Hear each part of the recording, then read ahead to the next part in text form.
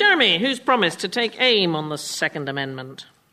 Well, this is the American right to bear arms. I quite like bear arms because you could hug people and then you could claw their back if they annoyed you.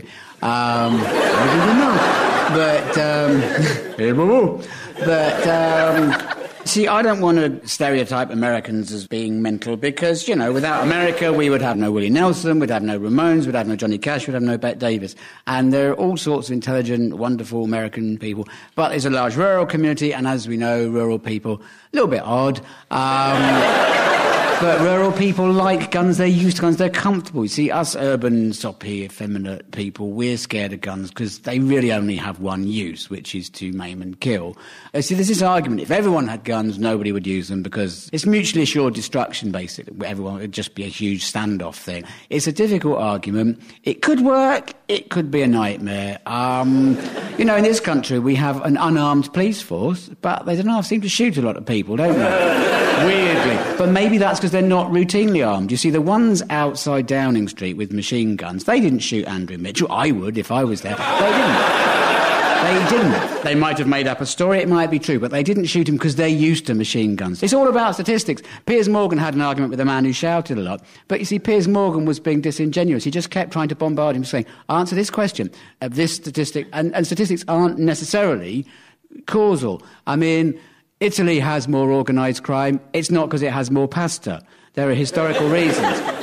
Yes, we have less gun crime, but we have probably more stabbings. And Americans will say, well, you don't ban knives, do you? And we can say, well, you can't take your bread knife in the pub, but the bread knife has another use. You can't ban bread knives in the home because you need them to cut bread. In America, you don't, because they don't have bread that isn't already sliced, because Americans don't know how to slice bread. If you gave real bread to an American, they would shoot it into smaller pieces. It's quite complex, and you shouldn't just be reflexive about the thing. But that guy who had a go at Piers Morgan, his name is Alex Jones, and when he said if the Americans didn't have guns, it would be 1776 all over again, and the Americans would have to defend themselves against the British. But you don't need guns to defend yourself against a British mob. You just need a sign that says "Q this way." I mean, I misread it as Ali Jones. No.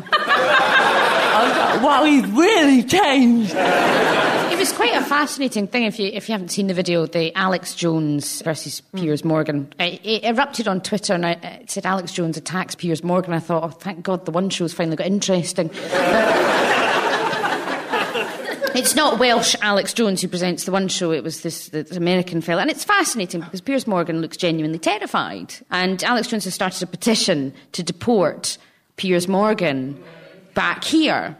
And someone has started a petition to stop them deporting Piers Morgan. And has sent a petition to the government saying, no. We don't want him. He does seem an odd cove, Alex Jones. He's made a number of films, including Are You Practicing Communism?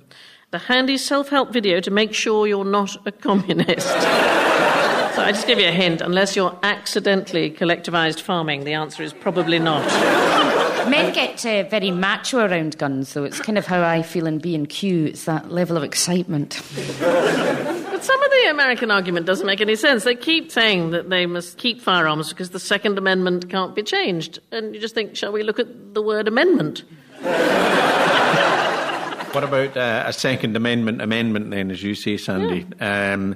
All Americans should have the right to bear arms, but not all of them should have the right to bear children.